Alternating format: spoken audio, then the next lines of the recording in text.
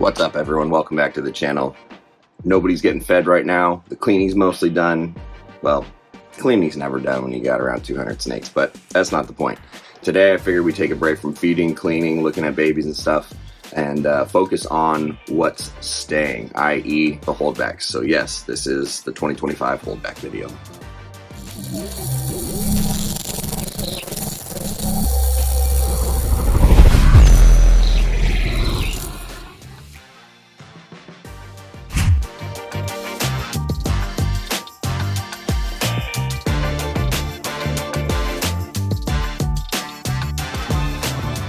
So I know we've got the breeding season coming up right around the corner. I'm sure a lot of folks are curious to see what I've got pairing for this season, but I'm not gonna lie. I've got a couple dozen pairs planned, and I don't know how I'm gonna fit that all in one video just to show you guys that. So still figuring that one out. If it happens, it happens. Working on it. But regardless, I thought I would show you what I've decided from last year's babies are staying indefinitely. So we're going to take a look at the holdbacks from the carpet production this year, and maybe one oddball outside of the carpets, because I did that. So let's do this. Start this thing off with this beautiful albino Darwin right here. This girl is a little upset because she just got a little bath. She had some fecal stains on her, which unfortunately show up really prominently on albinos. Can't have that for the video. So I had to wipe her down a little bit, and she was a little grumpy about it. But otherwise, she's spectacular. I didn't really know how to pick a holdback out of the albinos. This is the first albino that I've planned to keep the last 2 years. And I just basically picked one that was eating well, a female that had good color. And their color is hard to see when they're little, and it changes a lot as they age. A lot more will come in over time. But yeah, she just kind of stood out to me among the babies, and here she stays. She's just a little nervous. She's actually quite friendly. Like I said, I was just kind of bathing her down and stuff. She doesn't really want to bite. She's a sweet girl. So this is her. On to the next. I like her. She's pretty. This is a Red Man F2 baby. This is a female. It's kind of redundant to show you this because I'm essentially keeping the entire clutch. I've got 11 of them still. I sent a pair to Nick, and then there's 2 females that are going to be going to a couple of my patrons, and then I'm kind of, I don't know if I want to let any more go. If I do, Travis is going to be the only one who's got dibs on something for this year if he wants it, but I think I just need to hold on to everything. I'm repeating the pairing again this coming season, so we'll see if lightning strikes twice and we get another amazing healthy clutch of stunning F2 poplins. But yeah, this girl's something spectacular.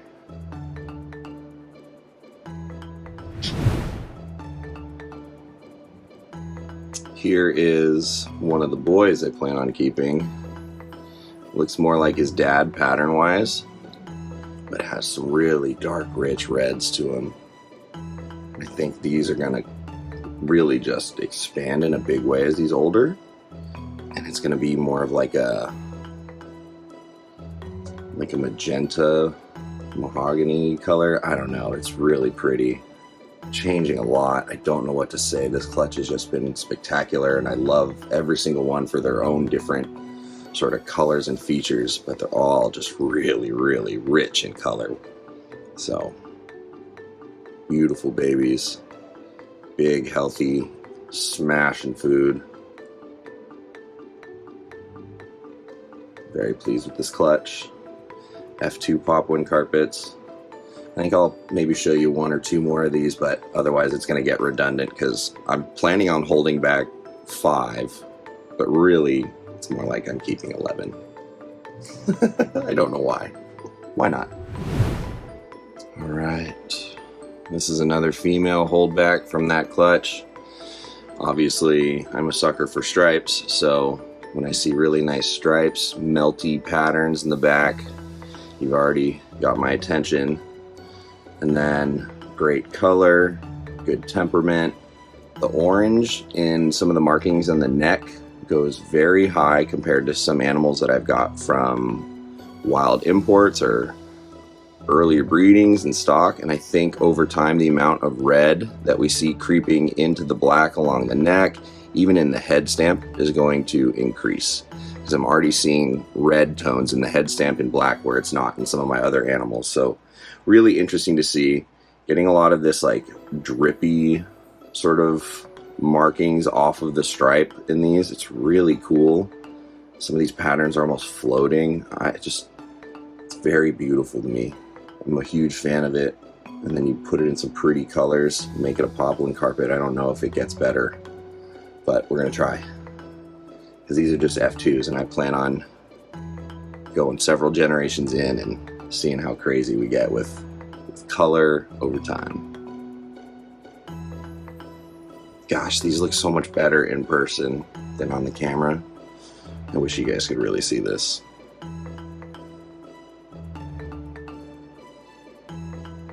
Super nice. Father is still awesome and breeds like a champ. And he produced an amazing clutch this year that produced some very, very busy banded animals with some kind of wacky stuff going on dorsally. Really pretty, beautiful color. The orange goes very high up. I mean, shouldn't be that surprised. He did sire Redman, so same high color genetics in him should pass on, but it's just amazing to see that variety. It's just amazing. This guy is fabulous. This is a female I'm holding back, but it's almost as busy as a zebra jungle. That's how crazy it is. But with great color too.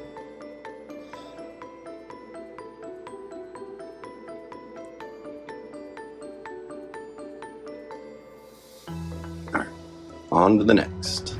And here's the male counterpart to what I'm holding back from that clutch. Another wacky and super busy, heavily patterned, really nice high contrast animal. And there's another male that was just like him that may have sold already, or he's still here. No, I think he sold. Super pretty snake. Almost considered keeping him as well, but just gorgeous markings. The color goes all the way up to the dorsal. Obviously, when you look at poplin carpets, the black is a lot heavier as you get cranial. But if you see color coming up the neck markings up into the black, even as far as like up here in the neck, you know that animal's going to have good color as it ages, because a lot of the times the neck areas where the black will just really dominate, and you see more color sort of profoundly in the posterior. But we're starting to get some good color break in these neck markings just right there. So really excited to watch this clutch grow. Very busy. There's only a handful of these babies left, but they're going quick. And the last of them are coming to Scottsdale in a week and a half. Well, by the time you're watching this, it'll be a week, so not even. So really happy with how this clutch turned out. Love the variety. I can see the influence from Redman's dad there and similarities, yet it is unique. Gotta enjoy that. There's so much variety, these dang poplin carpets. You're missing out, I'm telling you. Alright, so I'm sort of going to cheat on this one just as an excuse to show you a gorgeous snake. I was going to keep this, but it's going to a good customer of mine who's bought many snakes from me over the years. This snake is pink and yellow. It's a caramel albino citrus tiger. I know the camera's not picking up the pinks, but this snake is pink and yellow and striped with great portholes. I mean, it looks orange on camera, but this thing is pink. Pink, like salmon pink. The head's orange. The yellow is just freaking highlighter. So nice. I should have kept this. It's a female too. Arguably the nicest caramel citrus tiger albino I've produced. But I'm happy it's going to Colby. Colby, if you're watching this is your girl, dude. She's amazing. Absolutely flawless. Eats like a champ. Never missed a meal. Hands down the best color. You're gonna need to keep me posted on this one as she ages, brother. I want to see her at a year, 2 years, anytime in between. I want to see photo updates as she sheds. This snake is stunning. Camera's doing it no justice. Pink and yellow carpet python. It's amazing. All right, back to the regularly scheduled programming of holdbacks.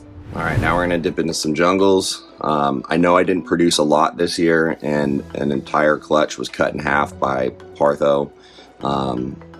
So that plus the other clutch I did resulted in only 4 eggs, and it was also a repeat ocelot pairing, so 4 babies. I'm just gonna keep them.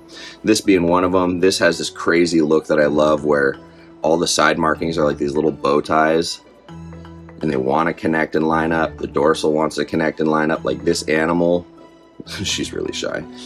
This animal, pattern-wise, has all the makings of building, sorry sweetheart, of building into a nice tri-striped looking animal.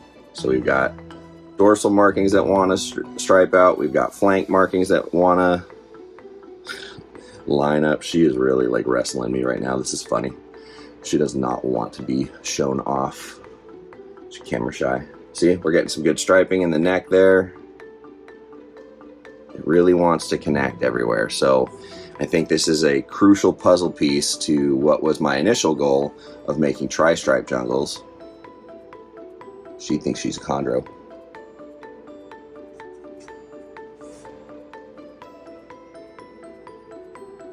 It's pretty fun. She got like a grumpy face on her head stamp too. This is another animal from that clutch. You can see she's got some low mid-grade ocelot marking there, low to mid-grade. A lot of tipping, really busy. Like look at this. Kind of fun. I really like it. No striping, but that dorsal is wacky. Looks like some alien Sanskrit written language or something. Really beautiful. Should have some nice color coming in, given how bright she is already. Eaten very well. And we'll see if she's got a place in the ocelot project in the future. For now, she stays. Or the Posselot project, excuse me.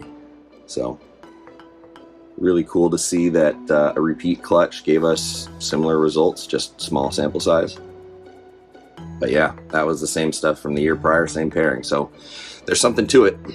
Just got to keep working on it and figuring it out. So anything that comes from those types of pairings, I feel kind of obligated to keep until I figure things out. So, which means one day there's going to be a bunch of really well-established ocelot jungles or just aberrant jungles that look like they have ocelots coming out. So we get there when we get there. Okay, so you remember how I said I had a jungle clutch where half of it was Partho? Basically means I'm keeping everything that was Partho plus the holdbacks, because I can't, in good faith, in good conscience, send out animals that might not be perfect in some way. The word on the street is that Parthos have a questionable lifespan, and we've seen examples of that. We've also seen examples of them doing well. It's kind of undetermined. So this is one of 2 perfectly formed, as you can see, no kinks in the tail, parthenogenic super zebra female. You're all right, love. You're all right. This is one of the 2 gals that has 0 issues with her tail, eating really well, growing, shedding, doing everything you want to see out of a baby carpet python. Yeah, other than this animal being a parthenogen, she's flawless. And I'm not saying being a parthenogen is a flaw, but in herpetoculture, we can't guarantee this animal is going to not have some issues later on in life or have a truncated lifespan or who knows what else. I'm of the mind that it's very situation based, it's very individual based. I've worked with Brazilian rainbow boas that were parthenogens. I worked with one at the zoo that I used to work at, and that animal was 16 years old. So take that for what you will. I take it all with a grain of salt, but I listen to everybody's anecdotal stuff, and there are plenty of examples of parthenogens not making it past like 1 or 2. So we'll see. If all goes well and with any luck, this beautiful gal will be with me for a long time. But there's more. All right. I don't know if I'll bother showing you 4 of the same snake, the 4 zebra parthenogens. 2 have perfect tails, 2 don't. So I figured we'd go into what I meant to hold back from the clutch, which was making some zebras, because it was a beautiful banded jungle to my female super zebra. So the idea was to make a big old batch of zebras and pick what I like. Well, I got what I like. I got some really beautiful colors. This boy, feisty boy, as standard per zebras, has a beautiful reverse stripe, nice and busy, but his markings almost have ocelots in them too. It's really uniform, super busy. I'm a fan. He's not a fan of me, which is fine. But yeah, really pretty. Really happy to have him and watch him grow. Interesting that half that clutch has a father and half of it doesn't. So just when we think we have snake reproduction all figured out, we realize they didn't read the books. So we've still got more to go.